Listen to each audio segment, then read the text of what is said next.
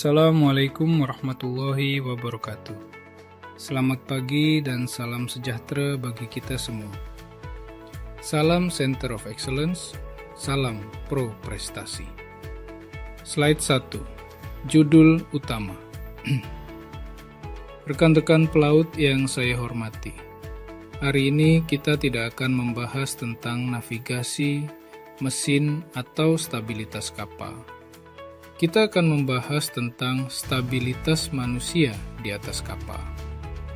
Topik kita hari ini adalah pengetahuan dasar dan konsekuensi kekerasan serta pelecehan di kapal, termasuk di dalamnya pelecehan seksual, perundungan, bullying, dan penyerangan seksual. Dalam 30 menit ke depan, target kita adalah Anda mampu mengidentifikasi apa itu kekerasan dan pelecehan. Jangan sampai kita jadi pelaku tanpa sadar. Memahami dampaknya bagi semua pihak, bukan cuma korban. Tahu konsekuensi hukum dan cara melapor. Dan yang terpenting, bagaimana kita melakukan tindakan pencegahan. Slide 3. Definisi umum menurut ILO.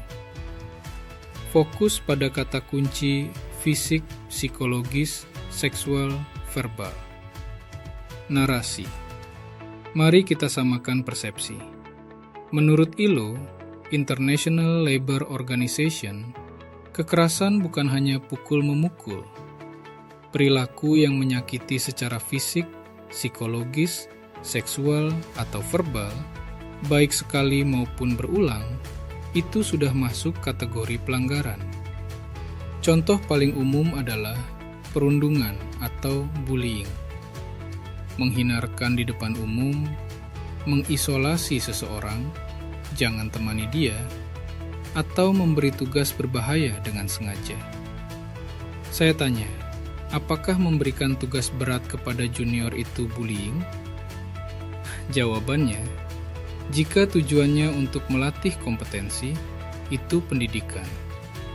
Tapi jika tujuannya untuk menyakiti atau merendahkan tanpa tujuan jelas, itu bullying. Slide 4. Mengidentifikasi pelecehan dan penyerangan seksual. Narasi. Selanjutnya, mari kita bedakan dua hal ini. Pelecehan seksual tidak selalu kontak fisik. Komentar jorok, siulan, kirim foto tidak senonoh di grup WA kapal, atau minta layanan seksual sebagai syarat kerja. Penyerangan seksual. Ini sudah kriminal berat. Pemaksaan hubungan seksual dan kontak fisik tanpa izin. Ingat, di kapal, ruang gerak kita terbatas. Pelaku kejahatan ini tidak punya tempat sembunyi. Slide 5. Faktor risiko dan contoh nyata. Narasi. Mengapa kapal jadi tempat yang rentan?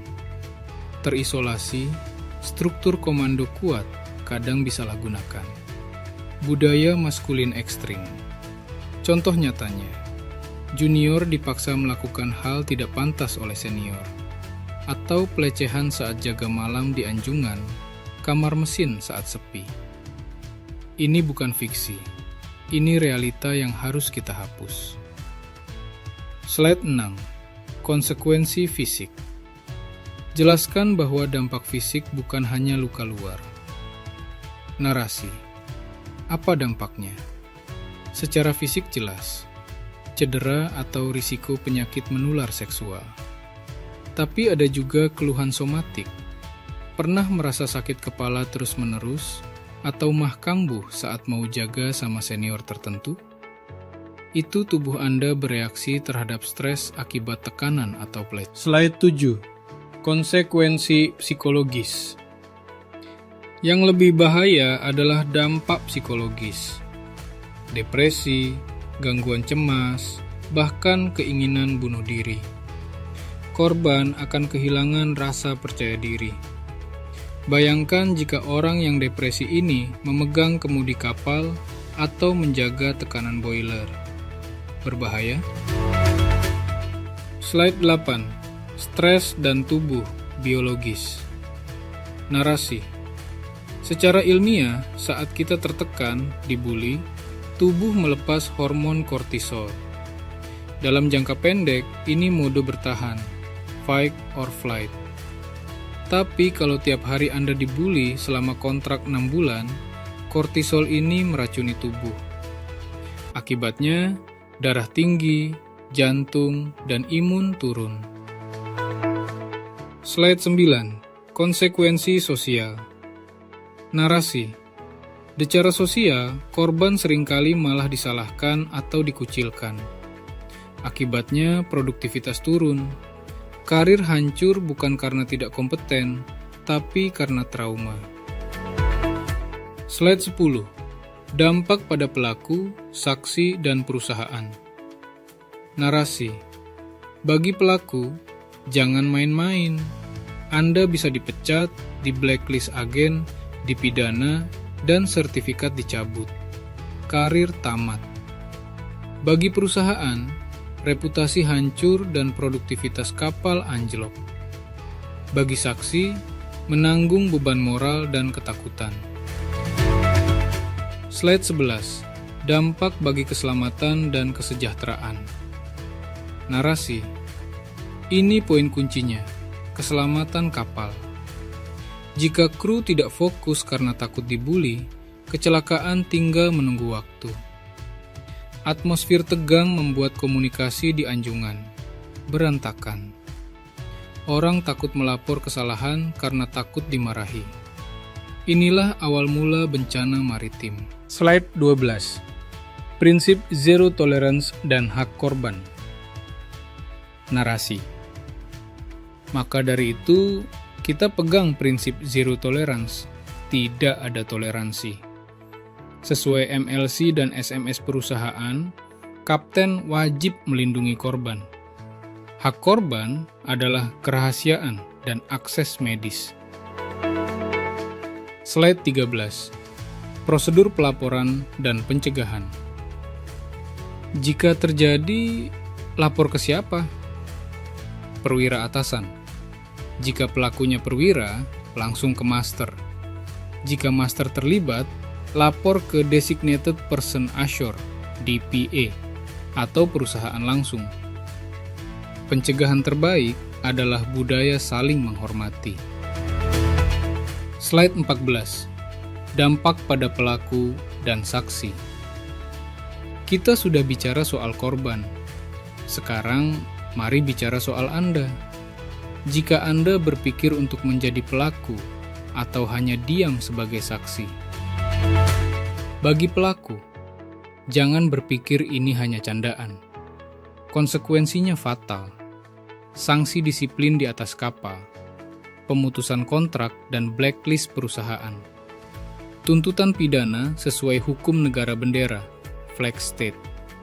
Dan yang paling menakutkan bagi pelaut, pencabutan sertifikat STCW. Karir Anda tamat. Bagi saksi, diam bukan berarti aman.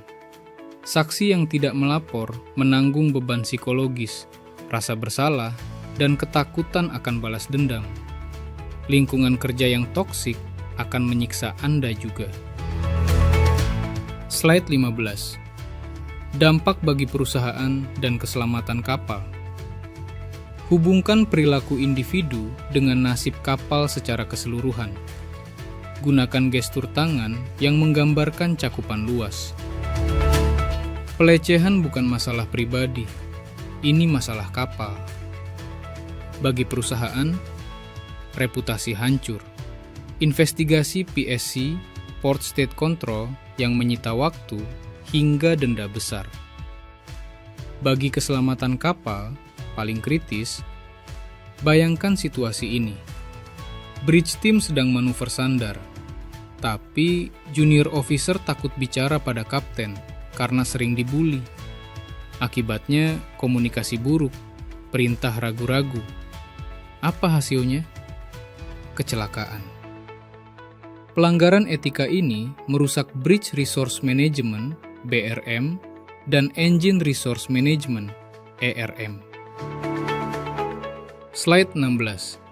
Kesehatan, zero tolerance, dan hak korban. Nada bicara berubah menjadi empatik, namun tegas pada bagian prinsip. Dampaknya pada kesehatan mental kru sangat nyata. Moral turun, konflik antar teman, dan lingkungan kerja jadi neraka. Oleh karena itu, kita tegakkan prinsip zero tolerance. Tidak ada toleransi untuk kekerasan dan pelecehan. Sesuai prosedur SMS, Safety Management System, dan MLC, Maritime Labor Convention. Ingat hak korban, perlindungan dan kerahasiaan, akses medis, bebas dari balas dendam, no retaliation. Kapten punya kewajiban mutlak melindungi korban. Slide 17. Prosedur, pencegahan, dan strategi budaya. Narasi. Lalu, bagaimana teknisnya?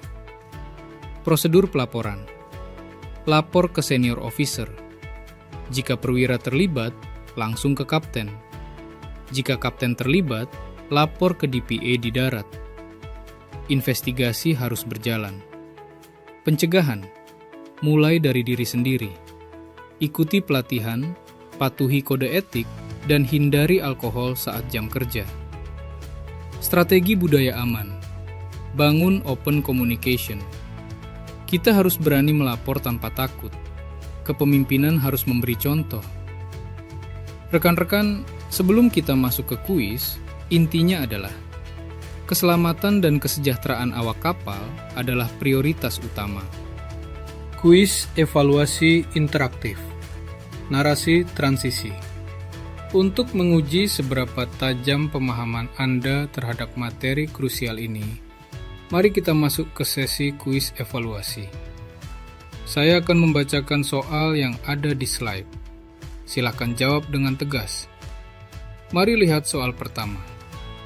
Soal 1. Menghina, merendahkan, mempermalukan, mengisolasi seseorang dari tim, mengancam atau mengintimidasi merupakan tindakan A. Pelecehan seksual, B. Perundungan, C. Penyerangan seksual, D. Kekerasan fisik.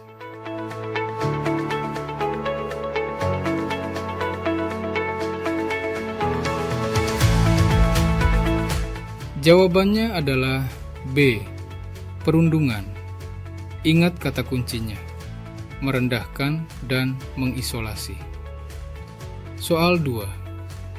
Rasa takut dan tekanan yang terus-menerus dapat menyebabkan penurunan produktivitas kerja atau prestasi kerja, termasuk kategori dari dampak A.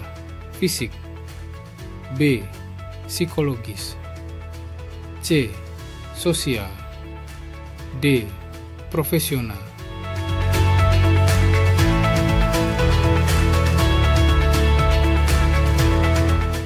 Jawabannya adalah B. Psikologis. Karena akarnya adalah rasa takut dan tekanan mental, meskipun hasilnya berdampak pada profesi. Lanjut ke regulasi. Soal 3.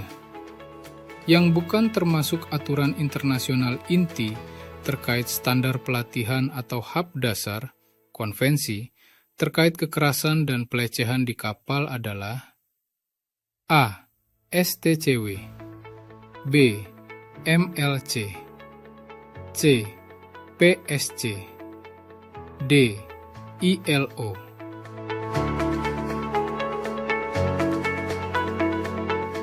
Jawaban yang tepat adalah C.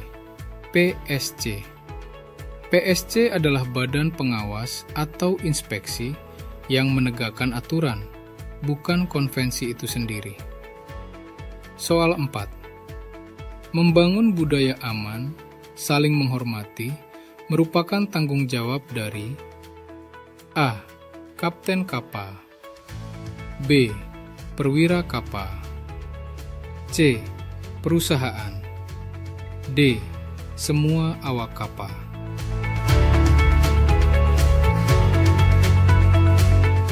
Jawabannya mutlak D. Semua awak kapal. dari messboy sampai master, semua bertanggung jawab. Soal terakhir, tentang keselamatan. Soal 5. Kekerasan dan pelecehan dapat mempengaruhi keselamatan di kapal.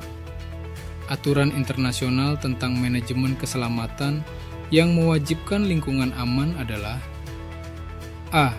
STCW, B. ISM Code, C. PSC, D. FAL Code. Jawabannya adalah B. ISM, International Safety Management Code. Karena faktor manusia dan lingkungan kerja adalah bagian dari manajemen keselamatan. Luar biasa.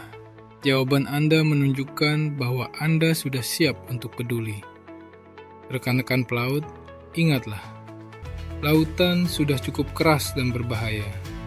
Jangan kita tambah dengan kekerasan antar sesama awak kapal. Jadikan kapal tempat yang aman dan bermartabat. Terima kasih atas perhatian dan partisipasi aktif Anda. Selamat bertugas, bon voyage. Wassalamualaikum warahmatullahi wabarakatuh.